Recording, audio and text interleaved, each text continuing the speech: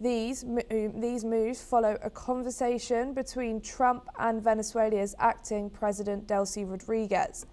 Let's listen to what the US President had to say.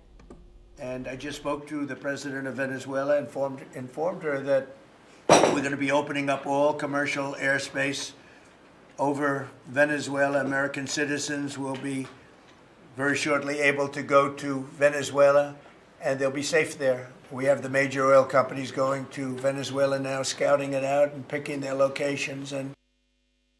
This comes as Rodriguez signed a major reform of Venezuela's hydrocarbons law aimed at attracting foreign investment and boosting the country's oil and gas production. The new law reduces taxes, enhances autonomy for private producers, and allows for asset transfers. Rodriguez highlighted that the US administration, including Secretary of State Marco Rubio, informed her that Venezuela's airspace restrictions would be lifted, paving the way for airlines and investors to return. Rodriguez also announced Venezuela's first ever export of natural gas, signaling a new chapter for the nation's energy sector. The US Treasury Department eased sanctions on Venezuela's energy industry to support this transformation. Let's listen to what the acting president of Venezuela had to say. Yo quiero informar que el día de hoy recibí una llamada del presidente de los Estados Unidos, Donald Trump, y de su secretario de Estado, Marco Rubio, donde se informa que en el marco de la agenda de trabajo de la cual hemos conversado y hablado, estamos dando pasos importantes. Y estamos hablando de que cesen las restricciones en el espacio aéreo comercial de Venezuela. Que vengan todas las aerolíneas que tengan que venir. Que vengan los inversionistas que tengan que venir. En las próximas horas, ustedes van a ver un video que nos va a hacer sentir muy orgullosos. Y será nuestra primera exportación de la primera molécula de gas en la historia de Venezuela. Ya el barco está en Venezuela y lo veremos partir en las próximas horas y yo compartiré ese video con nuestro pueblo. En esta ley está la visión de futuro del presidente Nicolás Maduro, porque hay quienes piensan que esta ley la sacamos así, de repente. No, esta ley la habíamos estudiado ya, su reforma, junto al presidente Maduro, y yo me siento emocionada de poderle decir desde Caracas, su tierra natal, presidente Maduro, estamos cumpliendo con usted, estamos cumpliendo con la primera combatienta y estamos cumpliéndole al pueblo de Venezuela. We are now being joined by Ambassador Vishwanathan, who was a former ambassador to Venezuela. Thank you so much for joining us here today on NewsX World. How might the combination of Venezuela's new oil reform law and the US easing sanctions to reshape global oil markets and foreign investment in the region? Is it more than American investment and profit in Venezuela? Venezuela needs desperately to revive its oil production and exports. For the last 100 years, Venezuelans have been addicted to oil. So they have neglected agriculture, industry, mining, and other sectors, depending totally on oil.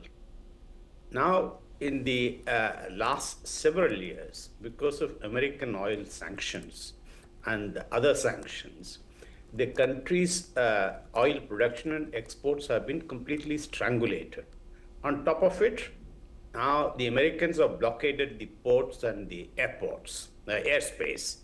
So so Venezuela desperately needs to get out of this jail imposed by Trump, and they need to revive the oil production exports for reviving the economy. So they need it much more.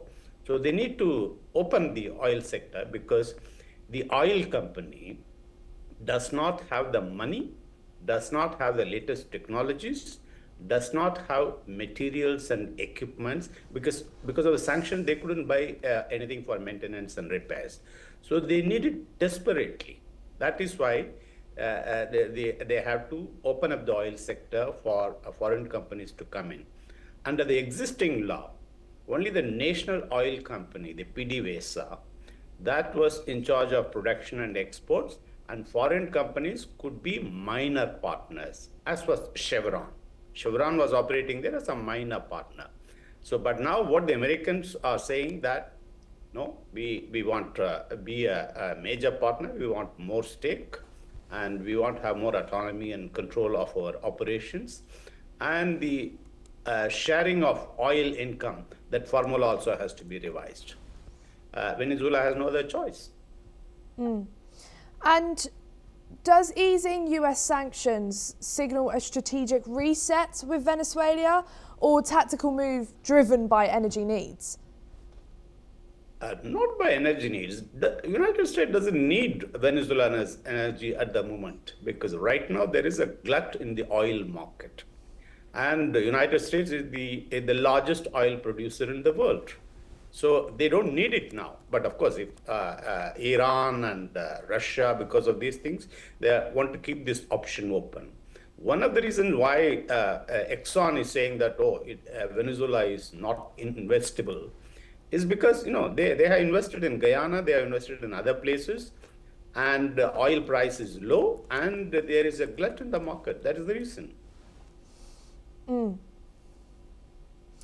And what are the political and diplomatic implications of the US reopening commercial airspace over Venezuela and encouraging American airlines and oil companies to return? Venezuela needs it desperately to get out of this stranglehold. But anyway, I want to point out to you, right now, Venezuela is not the news. The news is Cuba. While Venezuela is coming out of this strangulation, Trump is strangulating Cuba. He says he will impose tariffs on anyone who supplies oil to Cuba. Venezuela was the major supplier. They stopped. And the second biggest supplier was Mexico. Now, they have also halted because of the threat of Trump. And Russia used to be a minor, and Algeria used to supply small quantities. So now everyone is stopping. Now, Cuba is going to run out of oil, in another 2-3 weeks or so. And they are in a desperate situation. The economy is likely to collapse, and there is going to be a catastrophe. So that is going to be a major disaster. It's the immediate impact of this Venezuelan crisis. Can these economic and commercial shifts help stabilize Venezuela's economy and society after years of crisis? Of course, because the Venezuelan economy and development oil sector had been strangulated by American sanctions for the last several years. So it need to be eased. And in any case, all these sanctions are illegal. It was not imposed by United Nations. It was all unilateral. Not only they wouldn't allow American companies, but they wouldn't allow Indian or other companies to go into Venezuela or to supply things.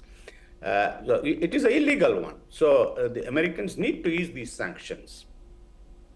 Do you think, in your opinion, that this risks Venezuela's deepening dependence on US influence? Can you repeat it? Do you think that, in your opinion, that there's a risk that Venezuela is deepening their dependence on US influence? No, I wouldn't call that. As I told you, the economy and the country had been strangulated and crippled and paralyzed by United States. So they have to get out of that. You can call it as dependence, but you can also call it as unstrangulation and getting out of that. It is important and it's needed immediately, and Venezuela needs it desperately. But in any case, you see, United States used to be the main market for Venezuelan oil. Over 80% of the oil exports of Venezuela was going to United States. It's only after Chavez came to power, he reduced it and he diversified to India, China, and so on. And then because of the sanctions, everything stopped. Venezuelans wouldn't be unhappy to sell oil to United States and revive the old connection and the market of US for the Venezuelan oil. In any case, many of the refineries in the Gulf Coast in United States, they were meant for this kind, the Venezuelan kind of crude, because the oil companies in America were importing the Venezuelan crude in the olden days. Thank you so much, Ambassador Vishwanathan, for joining us here on News Expert.